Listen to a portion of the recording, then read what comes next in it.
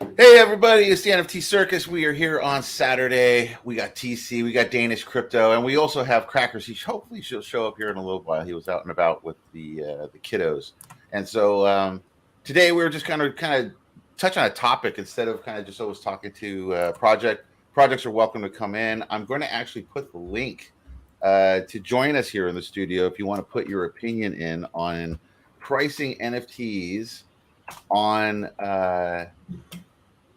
Wax, because Wax kind of seems to have its own little bubble. You know, it's we are affected obviously by all of crypto, but it seems to always have its own little thing going on over here. And the Wax has been going up and down. Let's look at where the Wax is right now. Let me bring up where we are. Okay, so I think it's at almost 6 cents again. Okay, so it's been kind of hovering around like what, from 12 to like 5 cents now for like the last couple months, right? About that. I think the lowest it's gone here is about where it is right now. I think it went down to 4 at one point, 4.7. Yeah. But I think it's pretty much going to start to level out from here. That's just my opinion. I mean, don't take it financial advice, but what do you think, TC? You think it's going to continue to hold around here, or do you think it still might go down a little lower? It's a really tough call with everything that's happening in crypto. Yeah. It's really hard to say. It is. How about you, Dennis? What do you think?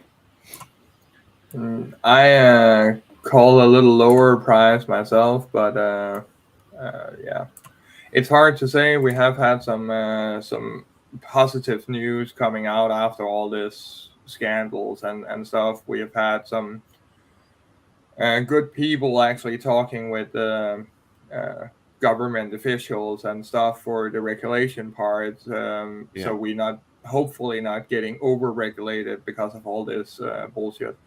Yeah. So it might be going the right way, I hope, because it's never nice to see it continuously go down in anything.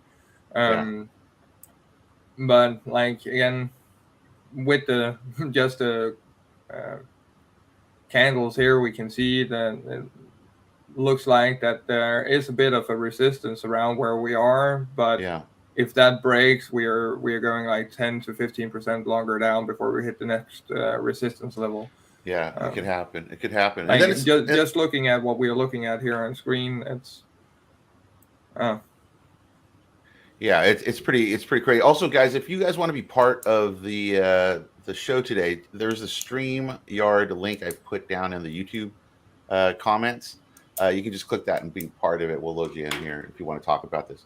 The thing that's weird is that when we're priced so low, NFT pricing has been all over the place on Wax, I think, for years, because it's been up and down, like how do you price things? Are you pricing it one wax is one wax, or are you pricing it more to a USD value because it's so volatile? It's been changing so much. And so that's kind of what I wanted to kind of touch on today, on what you guys think things should be priced at, like as an NFT from here forward. Obviously we've had the super high priced NFTs, on ETH and Solana and some other places where you're in the thousands of dollars for these kind of things. But I knew that wasn't sustainable.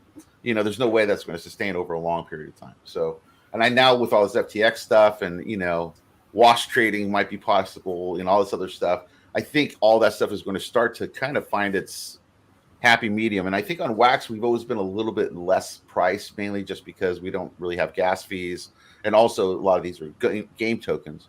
So for the artists, let's say the artists out there, you play Alien Worlds a lot, I know, Danish, and I know that TC, you do a ton of different games. So those assets, you kind of need them to be priced a little bit differently. But what do you guys think artists should be doing with their pricing? What do you think would be a smart idea for them in the current state of where Wax is? Well, for me, I think if you're an NFT artist that has utility, like you can buy a shirt or something with your NFT, then shouldn't be any lower than $25 US. Yeah. And what do you think, Danish? What's your opinion on that? Kind of the same, because again, depending on what you're doing, if you're a game company or something that basically just making digital assets, and then you kind of should maybe price it in wax, and that might be bad for some, because that means that if you buy it now, it's 150 wax, Right. and it's not bad. But if you buy it at $1, it's $150, and it might seem bad. Right. But at the same time, as TC was saying, if you're like have redeemables or something, you have a cost that needs to be covered. Sure. And that don't change just because that wax moved its price. So that's also something where we need to have people changing prices sometimes if you don't have it pegged to $1, which Sure. you can, but it's not everyone that does that. Right. And again, the people that does it also forget if they did it right. Like right now, oh, they want at least $1 for this NFT, but then the price go up and they get 3 wax for it or whatever.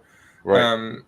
And then they get mad over that they didn't get enough wax for it. So they forget to change the prices, which is a thing that we might need to do. But we, again, compared to other chains, like in the general aspect, we have not lost a lot of NFT value in the overall aspect Right. on wax, even though the price has dropped. The NFTs are still priced around the same, where just looking at OpenSea, the floor prices on Bored Ape has fallen all the way down to 69 ETH. Right. Right. And then you can say 69 ETH is also a lot, but the price of ETH has also declined a lot.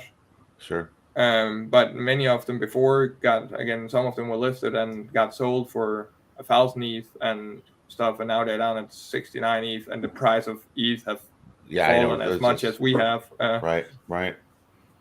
Yeah, it's interesting, you know, like, because even ETH right now, because gas prices are much less right now too. So, you know, people selling on ETH are actually doing a little bit better, I think, as far as collectors being able to access them, because everything seems to be a little bit cheaper now because everything's cheaper, obviously.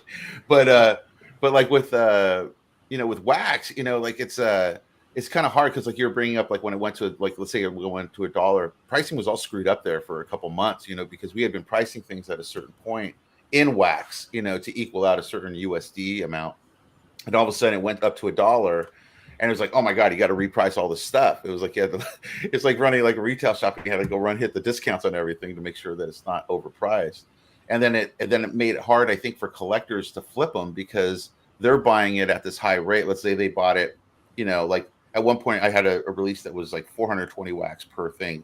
It sold out. It was great, but then wax went up, so they're not able to sell it again for 420 wax, because they have to sell it at a lower rate to make their flip. So they're actually losing, because they're losing out on the wax. And so there's this constant kind of struggle of this kind of like yin yang, because of our volatility is a little bit different. You know, it's like when we drop from 90 cents to 5 cents, it's far more drastic to me, you know, sometimes than ETH just going from 2,000 to 1,500. You know, like it's a little bit different. And so I wonder if that turns collectors in a certain mindset too. You know, do you guys think that because stuff is cheaper here, collectors just in general think completely different than they do on the other blockchains? In some ways, yes. There, at least for some of the artists I've been onboarding and stuff, the ones that has multi-chain history, feels like that there's not a lot of price action on wax, where Right. many of them also need to see some of the tools and the things we can do here, because yes, that it's not just the community around wax are not the ones mainly going out to buy a $10,000 art piece, Right. where that's some of the people that might be on ETH or Teslas or something like that, where we are more, even though we have a lot of art and we have a lot of good art, we are more like the comic book collectors and gamers. Yeah. So like Mona Lisa cost a lot of money, and the first edition of Spider-Man cost a lot of money, but there is a really big difference between that a lot of money, because one is like 100,000 and another is 100 million. Right.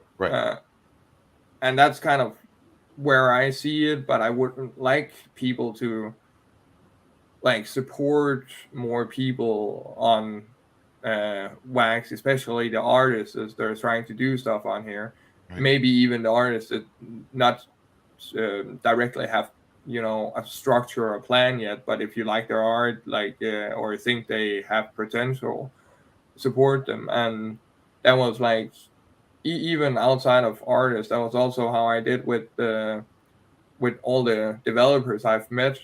I saw them do whatever they were doing or have an idea or something, and I jumped in and supported them. And many of them has been doing really, really well, like build amazing stuff for Wax. We have Nick at Waxworks and stuff like that. And I remember when he one of the first times joined the Wax spaces and started talking to me about what he could do and stuff like that. And he's not like an artist, but today he is an artist. He has this the AI stuff. Yeah, they actually, Yeah. You know what? Let me give one of those actually away really quick. Let me I have if you guys haven't put in $MORBS, put in $MORBS. We have a couple entries in here. Let me give away one of those actually. I had that. Where was it? He had sent me one of those AI comic cards. These are the cards for the comic. So let me do the let's do the man in the box truck. So I don't want to list it. I want to see it. There it is. So this one, we're going to give this one away, guys, really quick. It's Man in the Box. This is by Nick Tantillo. And he's an amazing developer. And he started to really use AI in a really, I think, a pretty honest way. Like he really makes sure that he's putting his fair share of work into these AI pieces with the prompts because he's an author. And the stuff is really cool. So we're going to give one of these away. Let's see who's going to get it.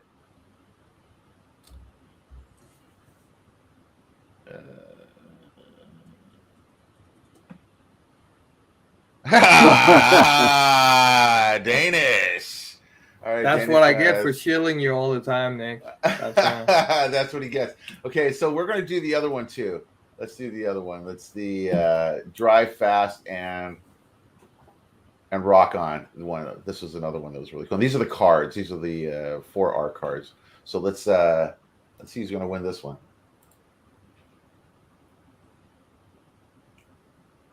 Yeah, we've had Nick on the show a couple times, and he's great, man. He, I think he really feels it. It's like, oh, come on, no, you're not getting the stuff. Oh, I'm so wrecked. I'm so wrecked. See, this thing is the most rigged thing.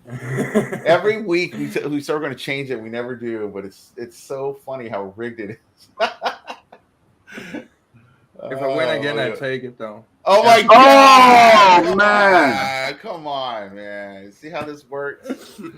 Oh my God! I'm gonna give you another. I'll give you a skate wheel instead. I'm gonna give someone else the it's hilarious. How did you win? If you win this time, it's yours. I give up. All right, Bone. Okay, Bone, you're gonna get it. You're gonna get the this one, the Drive Fast and Rock On, and for you, Danish, I'll give you a skate spin it wheel. again. Okay, spin it again. Even though I like the skate wheels, but spin it again. Just okay. We're going to do this one. We're going to do the pumpkin pie this time. This is for the pumpkin pie by Smill. It's a pumpkin pie slice for the holidays here. So let's see who's going to win this one real quick.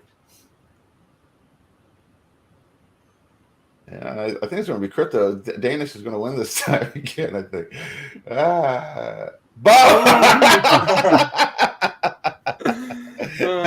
All right, Bone, you got it, man. You got the nice Smill pumpkin pie right here. So that's cool. So anyway, back to talking about pricing and stuff. So yeah, I mean, I think like what you're saying, like about creators, kind of having to figure out also a little utility, like what comes along with it. Like, is it a redeemable? And there's been a lot of people doing redeemables now. Everyone from Crypto Kumas and Drawn Company and Aesthetic Monte, they're all kind of starting to come up with some cool ideas to be, I don't know, to kind of be able to redeem stuff, which I think is really the next step on his NFTs stuff. And you have to watch your costs. Like you said, there's cost involved. So if there's something like your costs are $15 and you got to still make a little profit and then send somebody plus shipping, how do you all pull that off? Like, and I think they're starting to work on stuff here on Nifty Blocks. And I don't know if Hive started to do anything like that yet. They have started working on something, but the next thing they're gonna push out, as far as I'm aware, is their version of the blending contract. Oh, very cool, very cool.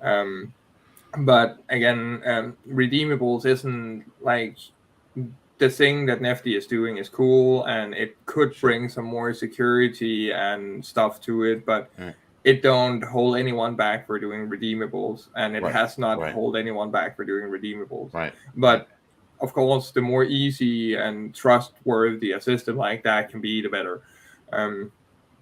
Because it is a problem that, like, redeem an NFT, and like, if you need to burn it, then you need to send the right transaction. And right. How do I know that the mail I get with the transaction ID is actually you holding that wallet? And there is a lot of things. It has to do something with, like, I think like the immutable data has to be accessible somehow to turn off the NFT for redeem. Like if someone's already redeemed something, because that's what I always thought was going to be the problem, especially if you sold in scale, is that how are you going to keep track of everything? Like, okay, this person redeemed this one and then put it right back on the secondary market. Another person buys it, doesn't know it's been redeemed. And how does the person that's the collection holder check all that? Like, we don't really have those systems in place for that kind of stuff, so that's we don't have any direct public available tools, but if you just burned it, and you can set up a pretty easy contract or notification that if your collection stuff get burned, that get put into a database somehow, so this account burned. So if this guy contacts me and he does a micro transaction to you with a memo, we're good.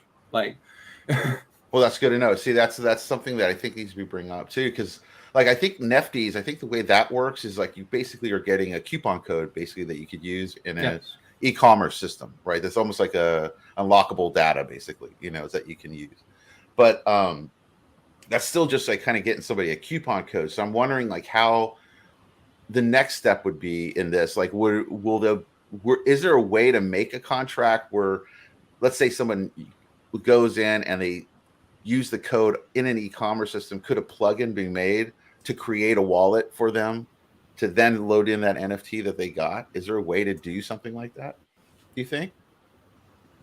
Like when you, for example, go to Walmart and you buy something, and because you have the NFT that it use your coupon, we would need either like an app like Taco to integrate NFC technology, or Anchor, or third-party app. But like that will be my main guesses on how we would do it easy if we made Anchor have a possibility for NFC technology, because then we could scan whatever it was, and either they have it to scan for whatever brand they have, whatever collection they have, and if I have anyone in my wallet, they will allow whatever discount, burn one of them, or I bring up so I can select one. I have a 30% or 50%, or gotcha, and it will burn that.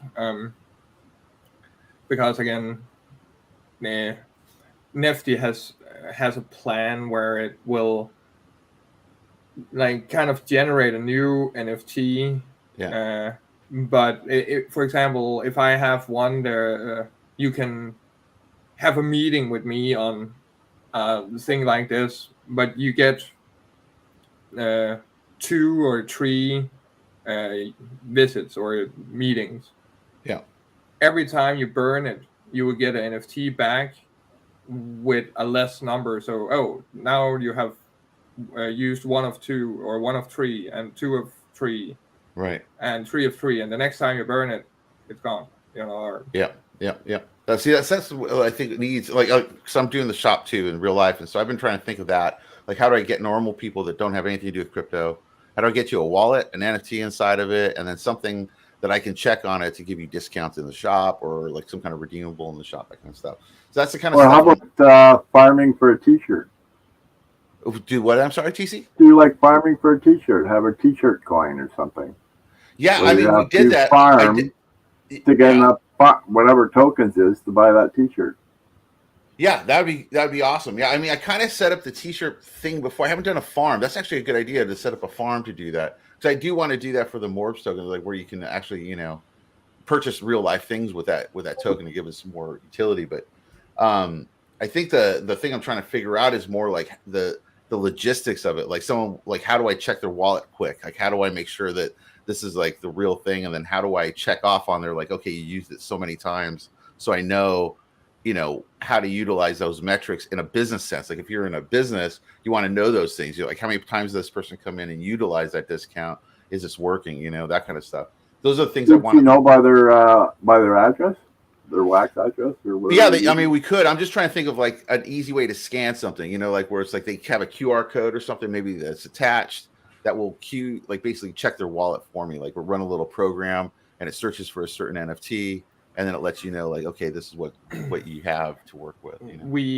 We can do that kind of already if we just use the Anchor wallet with scan QR codes, because like when you log in with Anchor on a website, we can program that login to just, instead of do anything, which we also can program it to do, we can program it to check for something. Like, again, when you log into Taco, for example, it checks if you have any of their NFTs for the Taco universe by checking what you have in your wallet, and then it just specifies that you have this and this and this, and if we put in the metadata, we can also like have, so when people then accept it in your store, like they scan and they click, and then you in the metadata it acts as a +1 every time.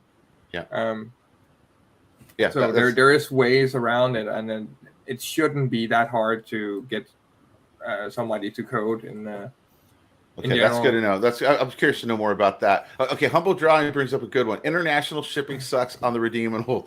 100%, Humble. I feel you here 100%. The first time I did a M.O.R.B.S T-shirt thing, that's what killed me, was the international stuff. It was just, you have no idea how much it costs sometimes to ship, especially to some of the like Polynesian islands. There was a couple that I sent to the Philippines that cost me an arm and a leg, and I don't know if they ever even arrived because the address was so random. It was like, you know, corner of this street and this street in the back of the, like it literally said the back of the drugstore. That was like the address, and I was like, no, that's the mailing address. I was like, okay, I hope it gets there. So internationally does suck. And how do we incorporate like shipping costs and then like back end stuff? Like, so people start doing redeemables, let's say.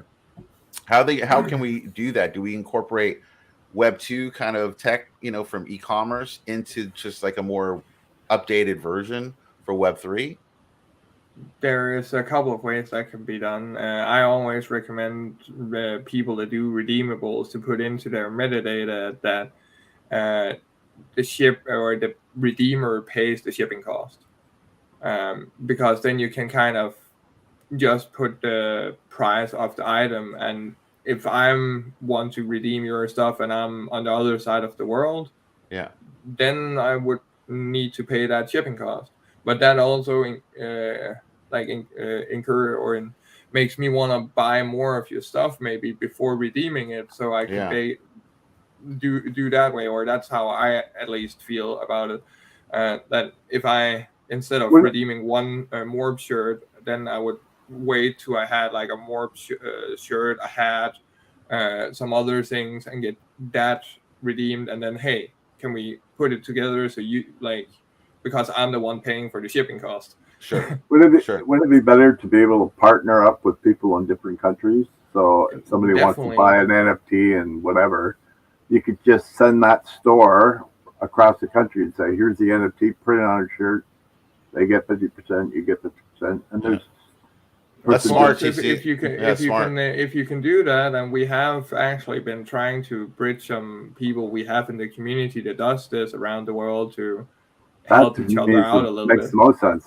But again, depending on what it is, it's not possible. For example, we have Humble here. He does custom paintings. Right. It's not the same if I do the custom paintings from Humble Drawing. Right. So there is some things there that, but again, put it into the metadata would be the main thing to get away or to get off, that you don't like get hit with it cost you $50 to send it to me, where it cost you $5 to send it to TC. Right. So I bought that NFT for $10 and you're down, and that's not how this should work.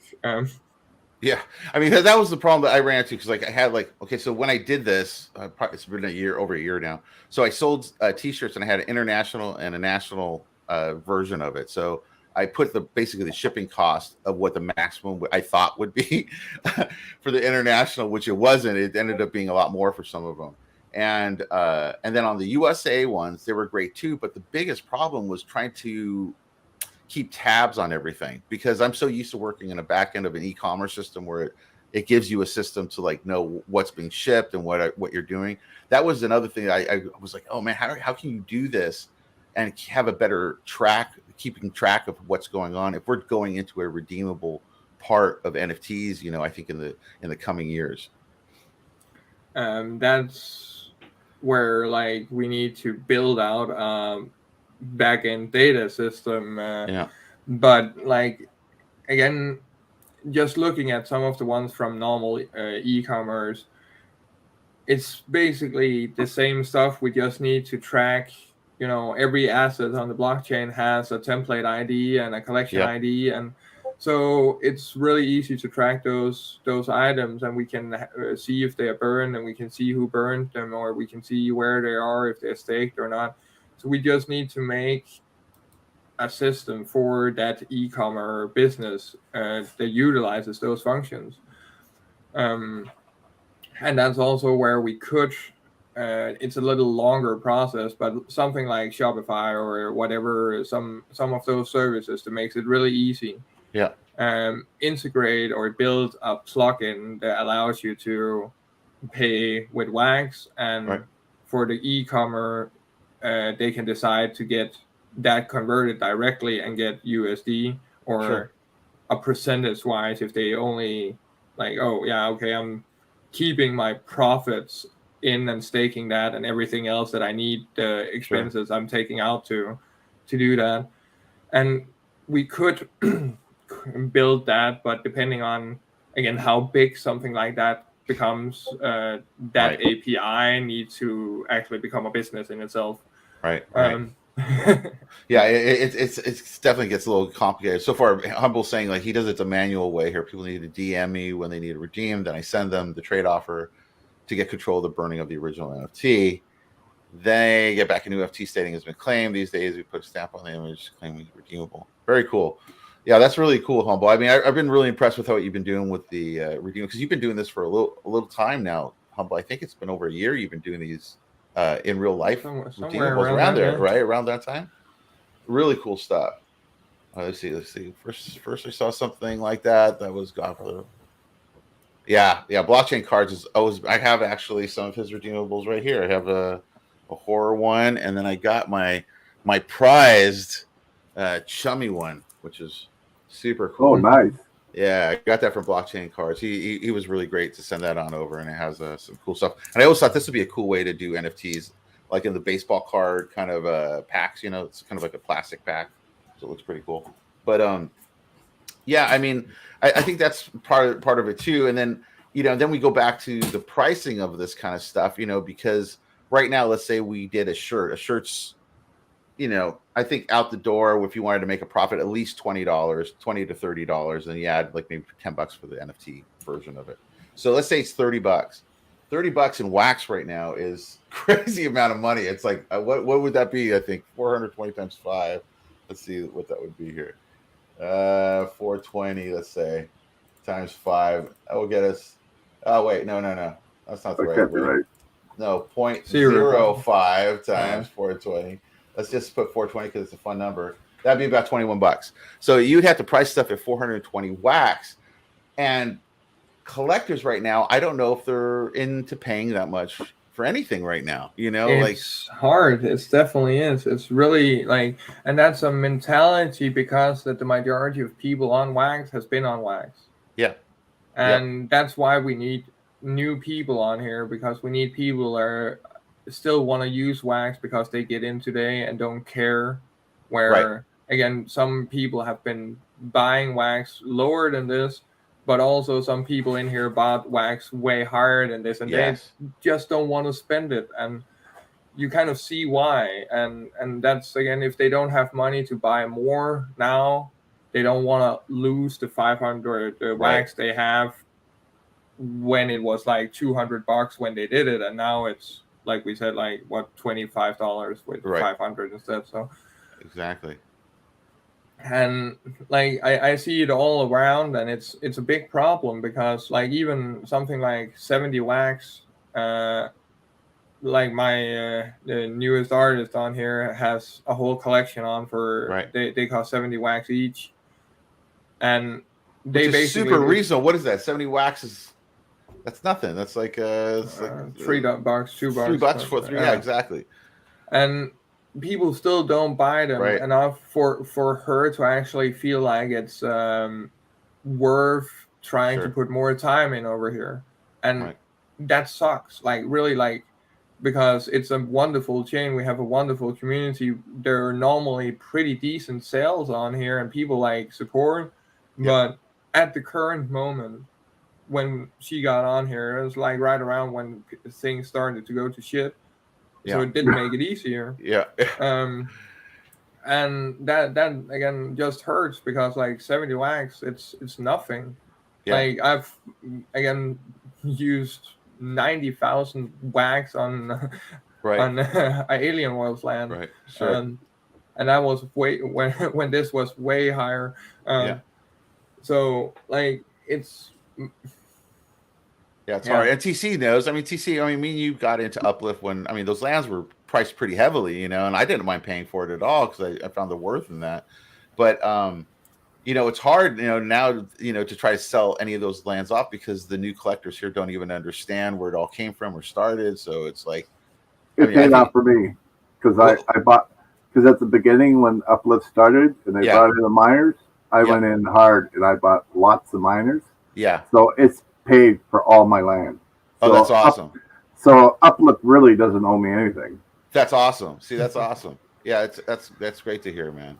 And it's like that's what and then also, a lot of the collections like Senior Lupe and Digital Asset, you guys probably, a lot of the new kids don't even know anything about that, like the blockchain blunts, because they aren't really doing much anymore. But all of us were pricing stuff, on average around the $20 to $30 mark, $15, $20, $30 mark. And that seemed to be fine for a while.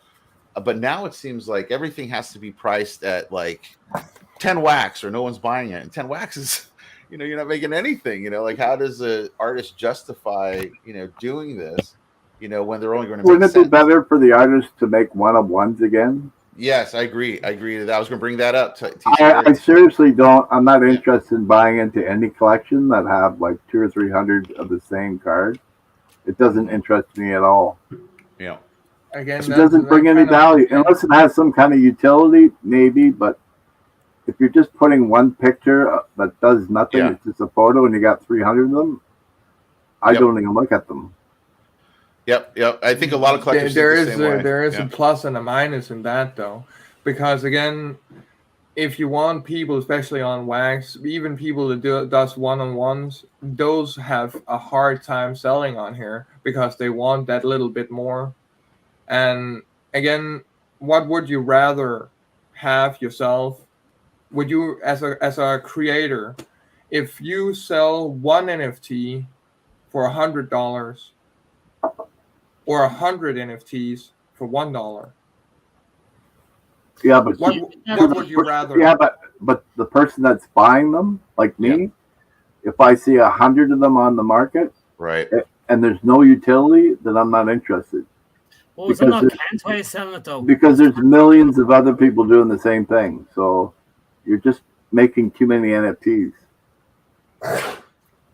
Yeah, I mean, Juan from Nifty Blocks brings us all up all the time recently in the Twitter Spaces for Nifty, which is, he wants us to get away from the FTs because that's kind of what we are doing, at this point. If we're making 300s of one thing, it becomes a fungible token at that point because there is no uniqueness other than the mint number. So I get totally what you're saying, TC, and I think that fully depends on what you're doing. Again, like look at it for an artist. If you're trying to build a community and build hype around yourself and build some kind of structured business, when you want to succeed in this, you sell one NFT for $100. That one NFT now sits in TC's wallet. TC is not gonna sell it. TC is not gonna do it. That's $100. That's not gonna last me. That's not gonna last me for long. But if I have building, and other than that, everyone needs to go to TC's wallet to see this NFT. So there's not a lot of grasp out there. But again, you shouldn't overproduce, and there is a big difference because if you're like making 5,000 NFTs or 10,000 NFTs or something like that, and yes, they have no utility, they definitely become supply and demand. But if you over shorten your supply because you try to grow as an artist and grow that people want to see you, you need to have people seeing you, and you don't do that with coming out with one-of-one pieces when you don't have a community, you don't have hype, you don't have all that around you. If you have 100,000 followers on your Twitter or your Instagram, do one-on-ones all day because you have the people. Otherwise, no, because you would need those kind of 100 people to hold that $1 NFT, to trade it around, and that will make you more money than one guy holding your $100 NFT and just sitting on it. So then make your NFT with a utility. So everybody that makes an NFT, make sure that you have a utility on it. So you can use that picture to make shirts, to put it on a hat or whatever. Yeah. Now, speaking of this, so now we have mint numbers. So we already understand that. I think we have TC's point, which is very valid, which is as a collector, you don't want 100 of these things in the market with you, and you're just now trying to, upsell or downsell each other to kind of get the stuff sold. From the other side of it, I totally understand Danish's point because actually Wax, I think that's what attracted a lot of the bigger brands is that they could approach a lot of people quickly because there's no gas fees. The NFTs can be priced at a certain price point that's far more accessible, and they could scale it. But that's creating FTs, which are fungible tokens, more than they are, NFTs necessarily. Well, NFT go down the way of the Proton ways. The max you can mint is 10. Right. Is that the way to go then? For games, it's not the max. You can't have a minimum amount of mints because if it's used in the game, you need to have 100. You need to have 200. But for an artist, should they not be saying, right, you're an artist on NFT Blocks, you're an artist on Wax, the max you can mint now is 10 on each one of your NFT. Right. It still brings.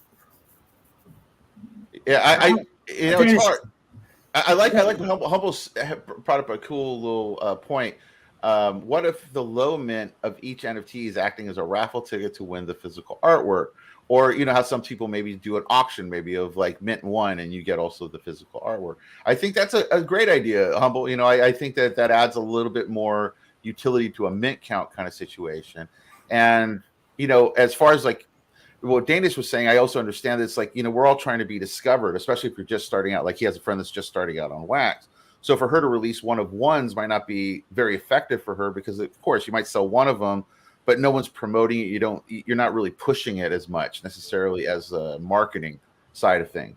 And so is it hurting her to do the one of ones versus, let me just put up something kind of cheap and get 100 people interested in my artwork, which is in the long run probably going to work out better for you. I think to start off, to get a community, you have to kind of do a high mint. And I know Danish is going to say no, but for you to get people interact with your product or whatever you're trying to sell, if you sell one-on-ones, you might get 5 or 6 people interested. You sell 100 at a low price of, say, half a Wax. Yeah. they might be interested in the next piece, and you make that less 50 mint and then 20 mint. So you're getting people in, and you hire the price up each time. Yeah. So then when you get to your 101s, you can demand the price because you have a community behind you going, right, look, there's only a 101. I'm going to do an auction. It's a 24-hour auction. Highest person wins. Yeah. What they do with it is their thing. But this is how I'm going to operate from now on. But what you do is to build the community up. You started out, I'll say a high mint. So say maybe 50, next one 40, 30, and just drop it down till you have a low, a high amount of community interest in your work. Sure. But people are actually looking at 101s, and they'll sell 101s at a decent price. Yeah, definitely. To your point before, where it's like, should we implement something like that artists only can make 10 or only can make? No, we shouldn't, because then we go over to the royalty aspect. Should we enforce that there is no royalty on here? No, we shouldn't.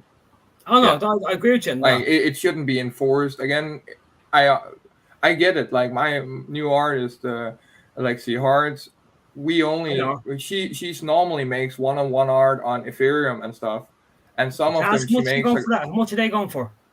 Around some of them around $50 to $100.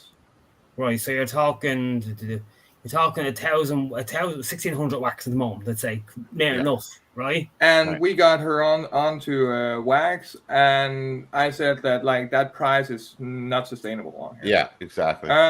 But I thought that if we did a collection and we did 10 of each of the characters she did, it would still make a pretty decent collection.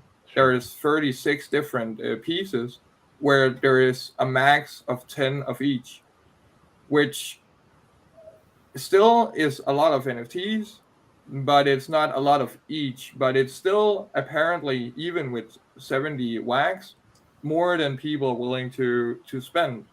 And here it's not just a new blown artist. She actually has like art in like galleries and stuff. So it's a pretty high level artist we have here. Right. But she still not has community or ground on wax, which definitely shows that if you don't have the ground, it don't really matter. Yeah, exactly. She might be in an art gallery, but unless those people are coming over to wax, she has to build a community back again. Yeah. And that's it. Look, it works both ways, and you know that yourself, Danish. Well, go ahead, Crackers. Oh, sorry. The only thing I want to say with Danish with the royalties, I agree with them. Royalties should stay, because if Nifty drops a collection of the Cracker Jacks, right, they were selling at twice the price they were put out for, right? So fair enough. If someone bought three packs, he's after making a nice little profit on that. But why shouldn't the artist should be able to make a bit of profit on that? Because did he undervalue the project, or do you not think it would sell? I'm not picking on you. I'm just trying to say as an objective here that as it's called, again, the royalties are one of the majority things that makes this NFT aspect of any business we are talking about sustainable in the long run. And I also get that some people don't think that all projects should take this high royalty that they do. But again, that's where democracy comes into the play. The community just needs to say or stop buying the shit if they don't want to pay that commission. That will show off, because if I take 15% commission or royalty fees on everything, and people don't see the use of that, they don't like. It's not like I take 10% of that and put it into a fund and give that away. Or if I have something like that, maybe it makes sense. But otherwise, maybe it don't. If a game does 15% royalty, it's kind of whoa. But them having 1-2%. But then if they're using that as a P2E, and they're saying, right, that 15% is going back in for you to make money on this game, that's grand. But P2E, then if they do something like that, again, stated what all that is planned for, then it makes sense. But otherwise, you would look at it as a player, like for me to sell this tank, now I need to pay 15% back in royalties. Where are those 15% going? Just back in the pockets, or to development, or to make sure that this game can continuously pay rewards? Because then it makes sense. Yeah, I mean, you guys are bringing up a really good point. I mean, coming from like an artist perspective, like I've been doing graphic design forever. You know, for us, it's like the artist always gets screwed. We've always been screwed. You know, there's a bazillion. I have worked on those projects. I have other friends that have worked on those projects that end up being really successful ad campaigns that you'll see on TV. You'll see like in the magazines. We don't get paid anything on those. You know, it's like you got paid what your salary was for that week, and that was the end of your day. You know, and it's hard because there's a classic one on the Nike symbol. I think they paid this guy a couple $100 to make the original Nike symbol, and now it's worth billions, you know. And it's like the argument there though is nifty is, are you meant to, should you be going right, if you make X amount off my ad, I want 2% of it. Well, this is what they've been, artists have complained about this for years, you know, in an ad agency aspect. I don't know, the problem with that is those, if you say that, will they go, oh, fuck you, I'm going to the next person? They do. That's exactly what they do. Every time they do that. You know, the business side of art has always been kind of shitty towards artists, you know, to be quite honest. That's the problem is unless artists kind of agree that, right, look, if we're going to do something and you are going to make massive profit off it, we should get rewarded as a bonus. So that's why we live in a trustless system here in crypto. That's why we build a trustless system, because you can't trust humans, because humans has a human greed aspect. I want to build a business with you guys, but I have the keys. And when this business turns into a 6-8 figure business, I don't want to share it anymore. Right. You know? Right. And that happens. You live Danish. Because I'm fully doxxed, so welcome. I'm open doors. And then you make a good point as well, like, you know, Crackers, you're bringing up like a game doing this. So like if a game did 15%, but yet they weren't putting anything back of those royalties back into the game, and they're selling, let's say, 1,000 of these specific NFTs or whatever, you're going to be like, whoa, that seems like that's not working out correctly. But if you add it to the PTE aspect of it, like where those 15% royalties get flown right back into liquidity pools or something, you know, distributed back out, that's super rad. That's exactly how a PTE game should kind of sustain itself. Well, that's the only way a PTE game can sustain itself. Yeah. And because again, you just can't put money into something that you're not getting money back out. It's a play to earn game or play to win game. There has to be some benefit for the person paying in. Yeah. It has to be sustainability. So I mean, that's the whole problem. Yeah. It's sustainability, and that's with Wax, the whole concept itself with artists. It's sustainability, where you're saying that, as Daniel says, his artists come into Wax, Lexi Hearts. Her work is actually quite good. I've seen it. Yeah. If she can't sell a one-of-one at the moment because her community is too small. She has to build that community up. She has to make the money, but she has to make the same amount of money. Sure. But has to produce more to make the community bigger. Right. You know, it's like with think of all the animators too, Crackers. You know, think of all the animators that have come and gone. It's just because there's too much work that's going into these animations, and they don't want to, you know, not make anything on that. And I get that 100%. And Prankster. Like, I was just Prankster's one of them. I know that Bone right here, who's in the chat right now. You know, he has 2 collections. He has one here on Wax, and he also does one on ETH. Now the ETH one is a little bit. I think he puts a little bit more work into the ETH ones. To be quite honest with you, there's some pretty amazing pieces he has on ETH, but he also has amazing pieces on Wax. Even though I think he probably uses the Wax is probably more of the experimenting platform for himself. You know? I don't mind that because his work is brilliant. Yep. I mean, he's been on so many times. He's been on with his Swarms. Yep. I mean, that started off as a concept. That's like a brick in a box from Prankster. Yep. Prankster was whacking work out, and he just kind of got a pain in his bollocks. He got burnt out. It's hard. It's hard to go put 3 days, 4 days of work into something, and then, you know, you're only making $25 off of that or $30. You know, it's hard to swallow in this current market. But that's where you have the argument of mint size. Yep. Or do you put a minimal value if you do 6 mints? Are they 20 quid each? Okay, so then this brings up another point. Okay, like I was saying, like, you know, Bone, he puts stuff on ETH because he can get a higher price on those ones for a little bit better work. And then he can price lower and in mints over here on Wax. shouldn't Wax? I mean, we've always talked about another marketplace that's a little bit more maybe curated or something maybe for higher end art pieces that could be priced differently a little bit, I think, over there, and get different kind of collectors for that versus still dealing with the blue and orange Atomic Hub look, or, you know, Nifty Blocks, which is still like, it's kind of hard to find artists still, that kind of stuff is still relevant. So well, the problem with OpenSea is you're paying for a product, then you're paying to get that product. Sure. So you're paying for the product, then you're paying a delivery fee to your wallet. Yeah. And that's what puts a lot of people off OpenSea. It does. But now it's a lot cheaper. See, this is the thing, though. Before it was like, you know, your gas fees were in the hundreds, and now gas fees are sometimes $5, you know. Sometimes, again, it's good you put that in there, because here the other day it would have cost me $64 in fees to send Ethereum to my artist the other day. Yeah. And a couple of hours later, it didn't cost as much. But that is definitely also a problem. And to see that their proof of stake didn't fix the problem, right, is concerning. It is concerning. But the only thing is there is only two proper marketplaces out there, and it's the Wax and it's OpenSea. There's nothing else that has sustained itself. Protons fell off a fucking cliff edge. Solana, you can't even talk about it anymore. Wait, if I mention it too many times, it'll crash. Right. I mean, what other is there any other major marketplaces for NFTs out there at the second? GetGems.io. What was that one? GetGems.io on the open network on Ton. Oh, really? That's, they definitely show art. You should try bringing it up. It's it's .gems does that?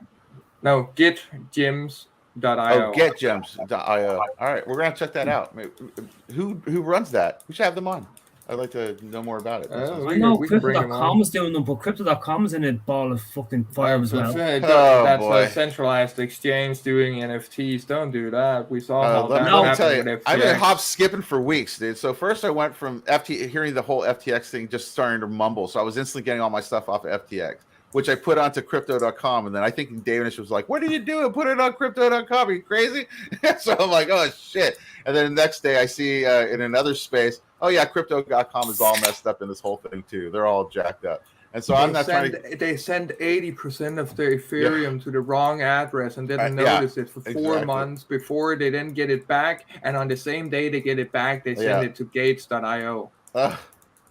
Like, so what? That's the people holding your money. Like, no. Yeah. You see, all his assets been seized in Turkey from FTX. Oh, really? Yes. Which is weird because crypto isn't regulated as such. To seize assets, they obviously are now saying, well, we have to do something about it. Oh, man. It's a step. Anyway, so I finally got out to Trust Wallet. So Trust Wallet seems to be the easiest solution right now. That was the easiest way to finally get out of there. But what was weird was that when I was transferring some stuff from Coinbase, some stuff didn't transfer, and I was starting to get sketched on Coinbase for a second. I was like, what is going on here? You know, but everything's fine now. But I was just, you know, everything's still kind of shaky because I think this is still unraveling. You know, there was a lot more stuff that I think Mr. Bankman Fried really screwed us up, you know. So I think everything's kind of crypto winterish a little bit for that side of stuff. But like I said, Wax at the same time is kind of its own bubble. So it's like that's why I wanted to kind of like more concentrate on the Wax side. But yeah, I mean the other stuff like Solana's done. I don't know what people can do. I mean the value on all the NFTs sucks. The coin's destroyed right now, and I don't know when I don't think Solana will recover. I don't think so either. Yeah, a lot of artists I've talked to also feel like they're really scared, and they're actually moving. Half of them are moving to Teslas instead, which is like they also have some pretty decent art on there actually. But there is a lot of people scared about Solana at the moment, and even on Ethereum. Because that we see what OpenSea and Rarible are talking about, and how they kind of can stop your transactions no matter where they are at the moment. There are more and more people being scared about that.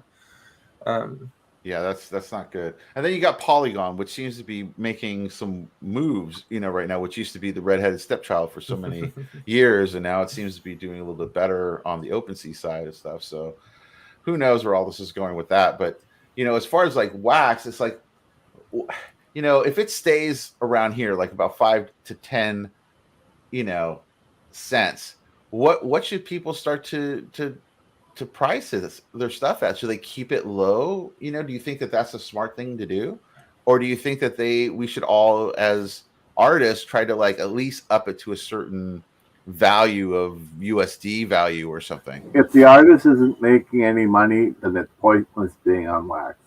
Yep. That's the way I see it. If you're going to be drawing all day long for 3 or 4 days, and put your thing up for 10 cents, yeah, it's just a hobby now. Exactly. I think the fact that they have so much AI stuff out there as well, they can do 6 or 7 NFTs in an hour or two. That's true.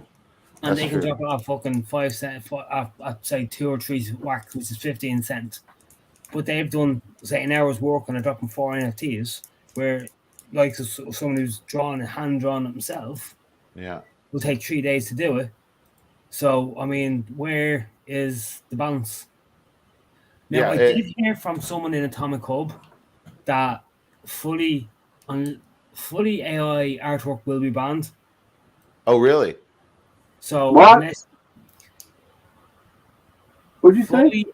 Fully AI artwork will be banned. So unless you're so if you go into a thing, go blah blah blah blah blah blah blah. I want dog shit here, a turd, and do you know what I mean? You just type in words, they're gonna ban that. Where if you produce it from a picture. So you as an artist, we cut both your arms and your legs off, and now you need to make your art with your nose, but now you can't use AI. No. You never know. Yes, that's what they're doing, because again, people are misusing this technology, and people are being lazy cunts as well. Yeah. But that again, for enforcing or shit like this, it's not okay. It's we as a community should stand by that Atomic or whatever should not be allowed to enforce this. But of course, if you look at shit and you can see that this is fully AI generated, again, as a community, stop fucking buying it. If you don't like it, instead of us trying to regulate the system, we want to be unregulated. And now we are complaining about FTX bullshit because they're going to regulate it for us. Yeah. That's a good point. It's a good point. Yeah, definitely. Yeah, I mean that's the thing. It's like we've almost like cornered ourselves into a regulation situation, basically. And that's not what any of us wanted. Everyone wanted the decentralized. Hang on, the Atomic Hub is regulated. Well, it is. I mean, it is. I mean, we know that. The community can change that. For once, go in and stop voting for Atomic or a Pink GG as a block producer. Then you can start to do something. Us as a community, go out and say to them that we don't want this. Us as developers, go out and fork Atomic as a contract and make another NFT contract like Simple Asset. We can do other things, so it don't need to be regulated like this. And if Atomic Hub wants to follow, it's the same with NiftyBlocks right now. NiftyBlocks had a really nice model with their blending and their staking and their stuff. WaxDAL has kind of taken them out of business. So they need to change their model as well. And they see that because that now there is competition on that front. So we need some developers to man up and help make a new Atomic Assets or a new NFT contract or stand up and have multiple out there and hopefully have one that is not directly controlled by one entity. Sure. So Dennis, like we see on Ethereum. Dennis, when is yours coming out?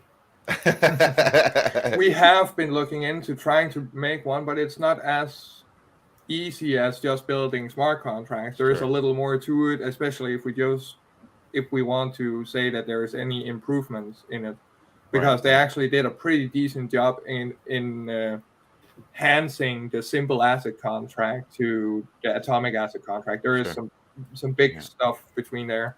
but we can definitely improve the simple asset contract. We've done that already. We've just not launched it, but nice. That's good. Well, that's crazy. Okay, we're kind of coming up on the hour, guys. I want to kind of close it down really quick. So, final thoughts on pricing. What's your final thought, Danish? We need more people in here that are not afraid of using wax, because everyone that has been in here for 2 years is afraid of using wax today. So for artists to succeed, we need new people. Yeah, I agree. TC, what do you think, man? What's your final thoughts? I think artists should charge enough that they can make, a good amount of money for their artwork. I mean, if you're gonna, like I said before, if you're gonna draw for 2 or 3 days and sell some for 10 cents, then it's just a hobby. Yeah, I agree. 100%, TC, 100%. See, Crackers, what do you think, man? I agree with both of them. I think maybe put in a maximum price on AI artwork, and maybe have a different pricing system. I mean, you have to make a living if you're drawing this and this is your bread and butter. Sure. If you're selling only 10 of these and you're charging 10 wax? Yeah. What's that, $5 a fucking day? Yeah. You get more than that digging in the mines or picking up rubbish. Yeah. What's the benefit? I'm not trying to make a joke out of it. There has to be a balance between people wanting to buy and the artist making money. 100%. Sorry, I don't mean making money. Making a good value for his artwork. That's the way I should put it. One last quote from me, if it's okay. Sure. I also think that this might be a good thing overall, because a lot of people thought that they could live in crypto and NFTs just like this. Like now, this is their full-time job, their full-time everything. And like, again, it takes time. It takes structure. It's not just something. You need to build a brand. You need to build yourself up. Talking for myself, I've been in crypto for 10 years and work fully in it today, but it took 10 years. Yeah. Like, it's not just something. And I'm not an artist. I know some of you can do it better or faster, maybe, but it takes time to build a business. It does. Yeah, that's something that people kind of forget about, is especially in this market, especially last year when it was moving at light speed, that all these promises that were being made. It's like, that takes months for regular businesses to do. So I don't know how they're promising. Must remember, if you at that time we're in a bull market, everyone was promising sunshines out of ours. That's true. If the bears come out, people are running for the hills. Dump and run. Yep. Yeah. Wait, what were you gonna say, Crackers? No. Fire ahead. No, I was just gonna fire off my last little statement. Go ahead. You fire ahead. I'm ready to go because I have pizza downstairs.